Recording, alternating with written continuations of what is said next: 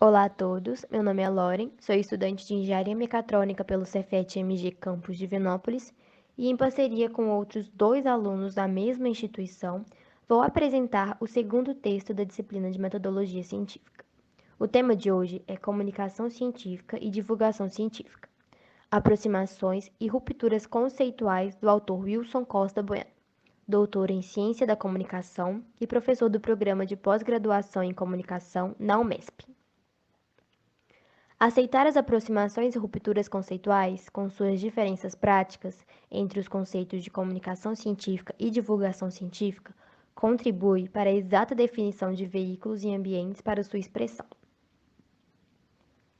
Em primeiro lugar, é importante realizarmos a análise dos conceitos de comunicação e divulgação científica, visto que ambos os termos podem ser considerados como expressões ou conceitos que designam o mesmo objeto. Dessa forma, é importante a explicação de tais concepções. De acordo com o autor da obra, a divulgação científica compreende a utilização de recursos, técnicas, processos e produtos, veículos ou canais para a veiculação de informações científicas, tecnológicas ou associadas às inovações ao público leigo. Já a comunicação científica diz respeito à transferência de informações científicas, tecnológicas ou associadas a inovações e que se destinam aos especialistas em determinadas áreas do conhecimento. Percebemos então que os conceitos apresentam características comuns, visto que ambos se reportam à difusão de informações em ciência, tecnologia e inovação. Entretanto, eles pressupõem em suas praxes aspectos bastante distintos e que necessitam ser enunciados, tais como o perfil do público, o nível de discurso, a natureza dos canais ou ambientes utilizados para sua veiculação e a intenção explícita de cada processo em particular. Perfil do público. O público nos processos de comunicação e de divulgação científica são bastante distintos. No que refere-se à comunicação científica, é direcionada aos especialistas, ou seja, pessoas que, por sua formação específica, estão familiarizadas com os temas, os conceitos e o próprio processo de produção em ciência e tecnologia, CIT. Já em relação à divulgação, o foco são os não iniciados, os indivíduos que não possuem obrigatoriamente formação técnico-científica que lhe permita, sem maior esforço, decodificar um jargão técnico ou compreender conceitos que auxiliam o processo de circulação de informações especializadas. O público de interesse da comunicação científica compreende as especificidades do método científico e não ignora o fato de que a produção da ciência está respaldada num processo cumulativo, que se refina ao longo do tempo, pela ação de pesquisadores e cientistas. Além disso, eles reconhecem que ela precisa ser validada pela demonstração rigorosa ou pela comprovação empírica. Já a percepção do público leigo é difusa e marcada por uma série de equívocos, como o de imaginar que CIT não se viabilizam de formas contínuas, mas que progridem aos saltos a partir de instintos de mentes privilegiadas. Níveis de discurso. No que tange aos níveis de discurso, a comunicação científica e a divulgação científica também apresentam suas diferenças. A comunicação científica utiliza termos técnicos, pois acredita que seu público compartilha os mesmos conceitos e que o jargão técnico é patrimônio comum. Dessa forma, o público frequenta espaços, ambientes ou acessa veículos especializados como congressos ou revistas científicas, estando sempre empenhado em assimilar termos, processos e conceitos novos. Já na divulgação científica, os níveis de discurso são diversificados. O público leigo, em sua maioria, não é alfabetizado cientificamente. Sendo assim, tem dificuldade de compreender termos técnicos e acompanhar determinados temas ou assuntos, pois não se situa em seu mundo particular e, por isso, não conseguem estabelecer sua relação com a realidade específica em que se insere. Por isso, a difusão de informações científicas e tecnológicas para esse público requer decodificação ou recodificação do discurso especializado, com a utilização de recursos como metáforas, ilustrações ou infográficos, que podem auxiliar na compreensão das informações. Dessa forma, na divulgação científica, ocorre um confronto entre a necessidade de manter a integridade dos termos e conceitos para evitar leituras equivocadas ou incompletas e a exigência de se estabelecer efetivamente a comunicação, o que só pode ocorrer com respeito às diferenças socioculturais e linguísticas da audiência. Agora, o Márcio vai explicar para vocês sobre a natureza dos canais de comunicação científica e da divulgação científica. Olá a todos, meu nome é Márcio Silvestrini e eu vou dar continuidade a esta apresentação. Mas primeiramente eu gostaria de pedir desculpa, pois eu estou um pouco gripado. Se caso eu tussa durante essa apresentação, vocês já me desculpem, por favor.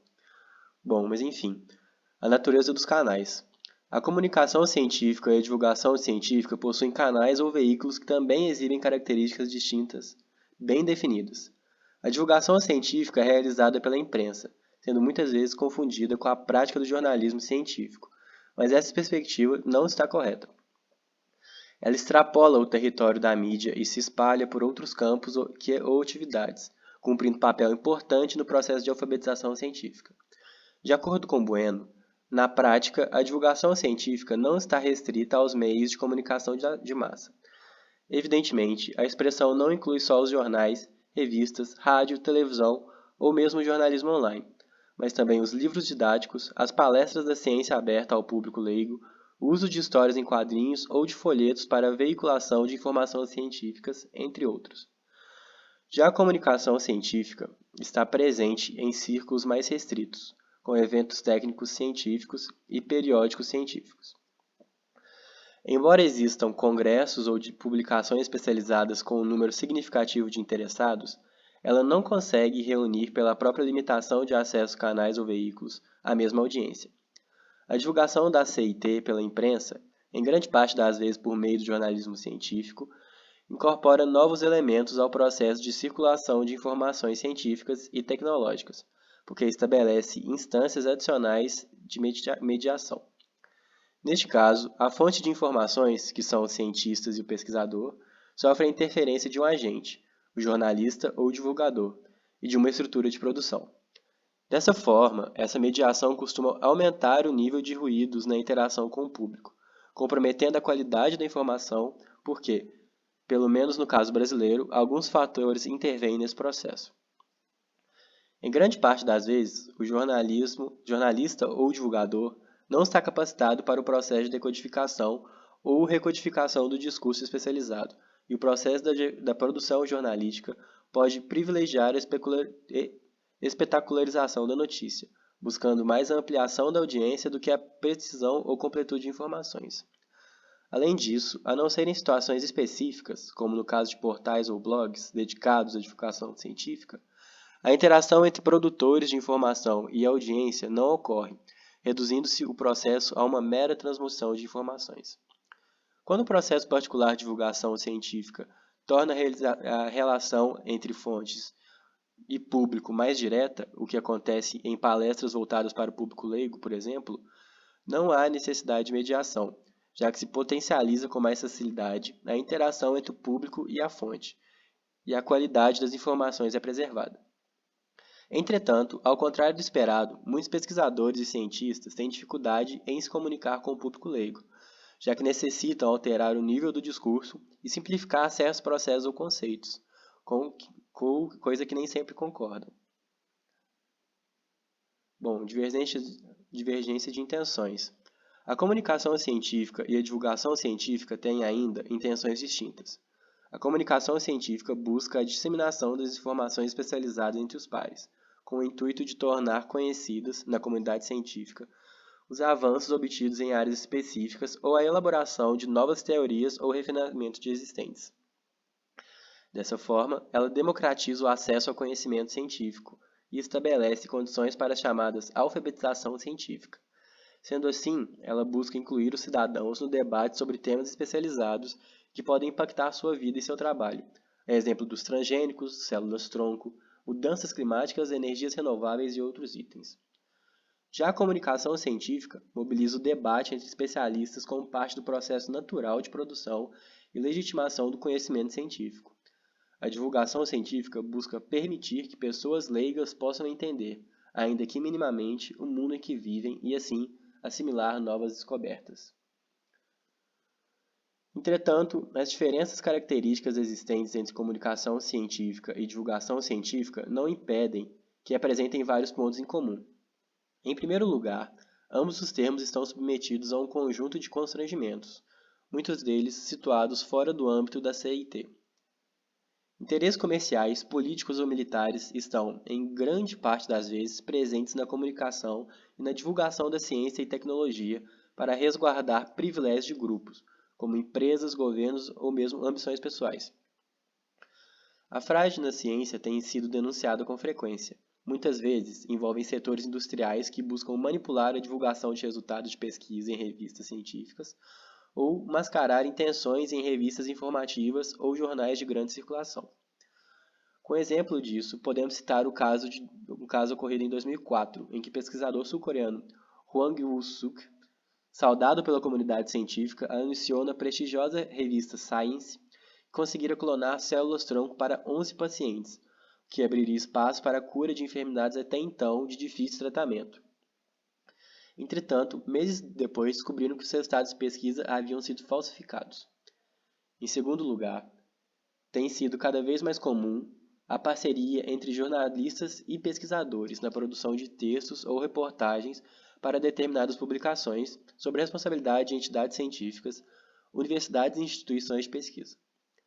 Como exemplo, podemos citar e destacar as revistas de pesquisa FAPESP, Ciência Hoje, a Unesp Ciência, e que tem como objetivo central divulgar a ciência realizada internamente no Brasil.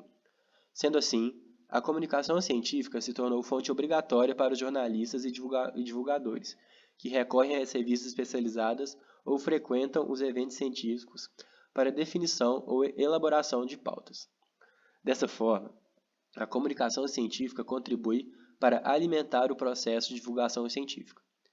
Em muitos casos, citações literais de material ou reprodução de falas identificadas com a comunicação científica são repassadas ao público leigo.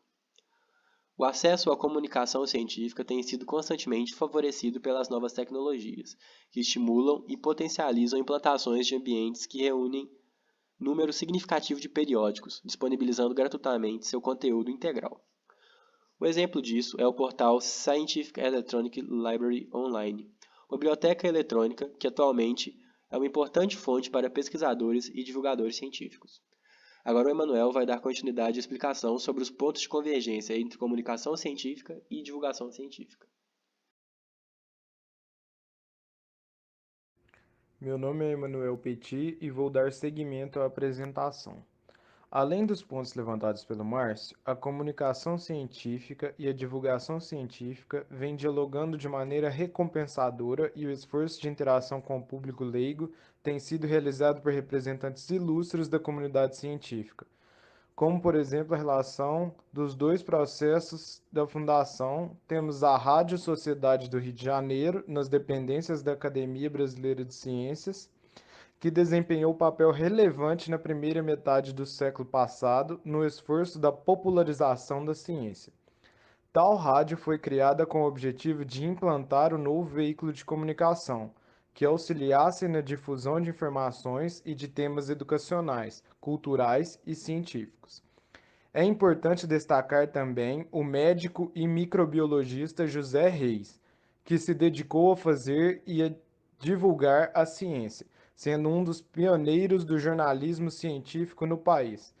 Ele contribuiu para a divulgação do conhecimento científico, atuando como colunista do jornal Folha de São Paulo e ainda de grande incentivador de feiras de ciência, como recurso para despertar a vocação científica em estudantes brasileiros. Problematizações necessárias. O debate aqui levantado sobre aproximações e rupturas entre comunicação científica e divulgação científica precisa ser constantemente retomado, superando as instâncias iniciais de análise que focam sua definição ou seu conceito. Aspectos constantes apresentados anteriormente merecem maior reflexão. São eles: o conceito de alfabetização científica, a existência de níveis de segmentação na própria comunidade científica, a aceitação sem questionamentos da tese de que a divulgação científica tem como um de seus objetivos a alfabetização científica, nos leva a indagar a respeito da legitimidade desse processo.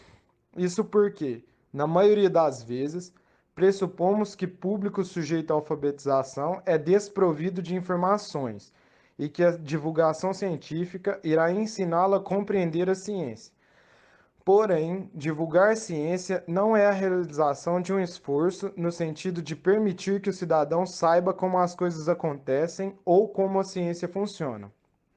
Ela não se encerra na mera enunciação unilateral de dados e processos a serem assimilados pelos não iniciados em ciência e tecnologia.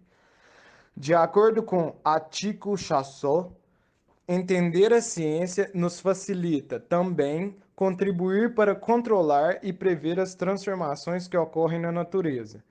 Assim, teremos condições de fazer com que essas transformações sejam propostas para que conduzam a uma melhor qualidade de vida. Isto é, a intenção é colaborar para que essas transformações que envolvem no nosso cotidiano sejam conduzidas para que tenhamos melhores condições de vida. Portanto, a alfabetização científica não pode se limitar à enunciação do que acontece no presente, mas contextualizar dados, fatos e resultados de pesquisa de modo a garantir sua temporalidade. Em outras palavras, a alfabetização científica, que deve estar prevista na divulgação científica, não pode servir de instrumento para distanciar os que produzem ciência e tecnologia do cidadão comum.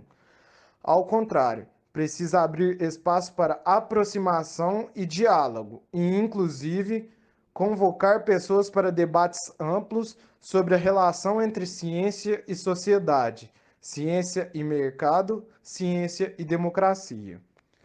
Além disso, é preciso atentar para o fato de que a comunicação científica comporta pelo menos dois níveis designados como comunicação intrapares e extrapares. Nos dois casos, embora o público esteja constituído por especialistas, há diferenças entre eles no que respeita à sua relação direta com o tema, assunto ou área de conhecimento. A comunicação intrapares compreende a circulação de informações científicas, tecnológicas e de inovação entre especialistas de um campo ou de campos conexos. Já a comunicação extrapares está relacionada ao mesmo processo, mas tem como público-alvo especialistas que não se situam por formação ou atuação específica na área que é objeto da disseminação. São exemplos de comunicação intrapares a que se materializa por periódicos especializados ou por eventos científicos em áreas bem delimitadas, de tal modo que aqueles que não se frequentam encontram dificuldades para acessá-los. A comunicação extrapares, por sua vez, pressupõe temática sempre mais aberta, com perspectiva multidisciplinar, de tal modo que possa interessar a uma audiência mais eclética, ainda que especializada. Uma revista de política científica e um congresso sobre sociobiodiversidade podem incluir número diversificado de especialistas e representam oportunidades concretas para a expressão da comunicação extrapares.